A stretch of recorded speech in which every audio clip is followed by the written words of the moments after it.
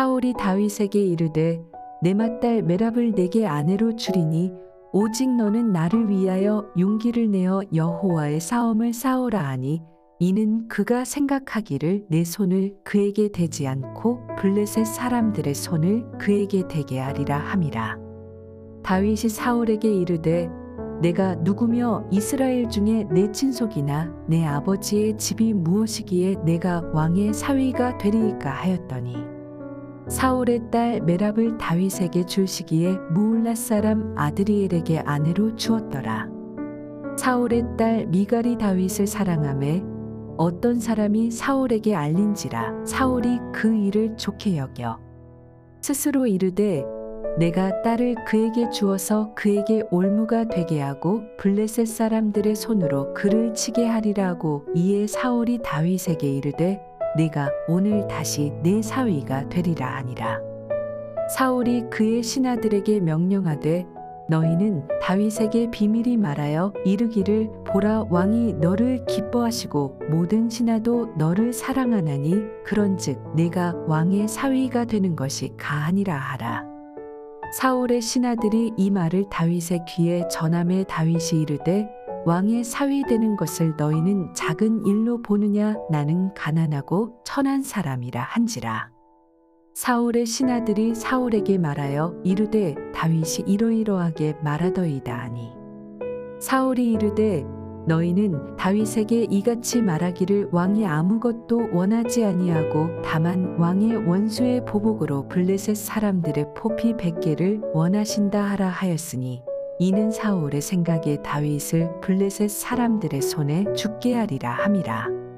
사울의 신하들이 이 말을 다윗에게 아뢰매 다윗이 왕의 사위 되는 것을 좋게 여김으로 결혼할 날이 차기 전에 다윗이 일어나서 그의 부하들과 함께 가서 블레셋 사람 200명을 죽이고 그들의 포피를 가져다가 수대로 왕께 드려 왕의 사위가 되고자 하니 사울이 그의 딸 미갈을 다윗에게 아내로 주었더라.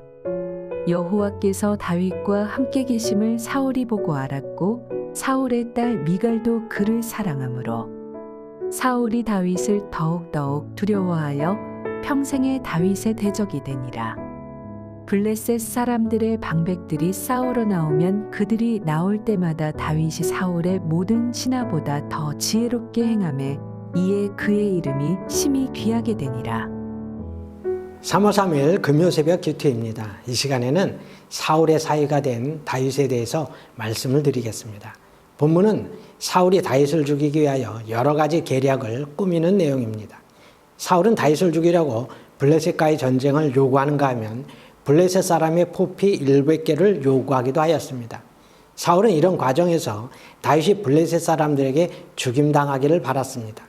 이는 다윗이 백성들의 신임을 얻어 왕이 될 것을 두려워한 나머지 다윗을 죽임으로써 이것을 어떻게 해서든지 막기 위한 사울의 계략이었습니다. 먼저 17절을 보면 사울이 다윗에게 큰딸 메랍을 주는 조건으로 블레셋과의 싸움을 제안합니다. 바로 앞절인 16절에서 온 이스라엘과 유다가 다윗을 사랑하자 사울은 민심이 두려워 은밀하게 다윗을 제거하고자 계략을 바꾼 겁니다. 다윗에게 맏딸 메랍을 주기로 한 것은 두 가지를 노린 겁니다. 하나는 자신이 다윗을 사랑한다는 사실을 과시하기 위한 것이고 또 다른 하나는 사울이 자기 딸을 준 만큼 그 보답으로 적과 열심히 싸우라는 겁니다. 그러나 여기에는 큰 음모가 도사리고 있었습니다. 17절 하반절에 나오는데 이는 그가 생각하기를 내 손을 그에게 대지 않고 블레셋 사람들의 손을 그에게 대게 하리라 함이라고 했습니다. 적의 손을 이용해 다윗을 죽이고자 한 것입니다. 하나님이 떠난 사울의 타락한 인간성을 볼 수 있습니다.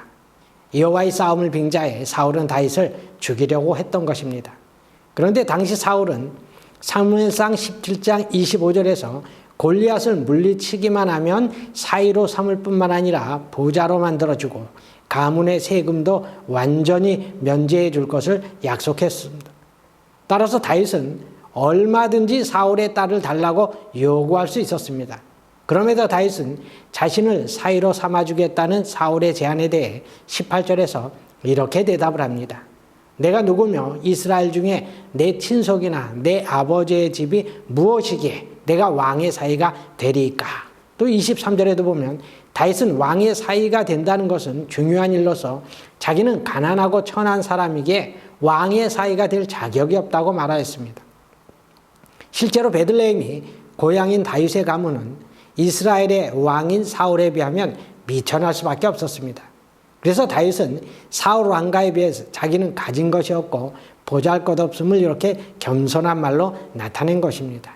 그런데 당시 결혼관계는 신랑이 신부의 집안에 지참금을 지불하고 신부를 데리고 왔는데 이것은 하나님의 계약이었고 그 계약은 상호간의 수준에서 지킬 수 있는 정도가 되어야 했습니다. 결혼식은 성대하게 이루어졌으며 그것을 감당할 수 있기 위해서는 서로 간에 많은 준비가 필요했습니다.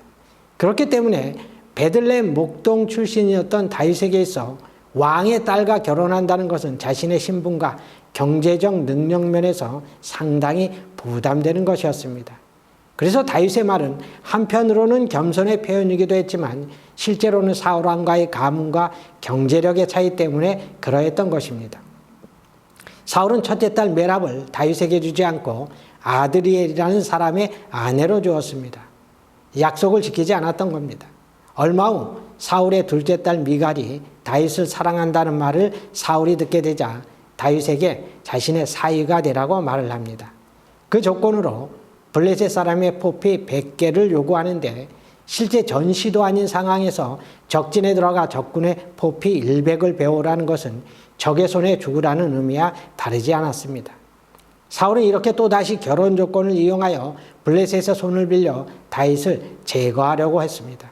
그런데 다윗은 사울이 제시한 조건을 정한 기일 이전에 약속한 100개가 아니라 200개의 포피를 사울 왕에게 가져다 주었습니다. 아마 사울의 성품을 누구보다 잘 알고 있었던 다윗은 100개만을 가지고 오면 혹시 다른 말로 약속을 어길 수 있다고 판단하여 그 배를 가져다 주므로 사울로 하여금 약속한 것을 이행하도록 하였던 것입니다. 그러자 할 수 없이 사울은 자신의 딸 미갈을 다윗의 아내로 주었습니다. 사울은 다윗의 이러한 일련의 행동을 보면서 하나님께서 다윗과 함께 하심을 잘 알 수 있었습니다.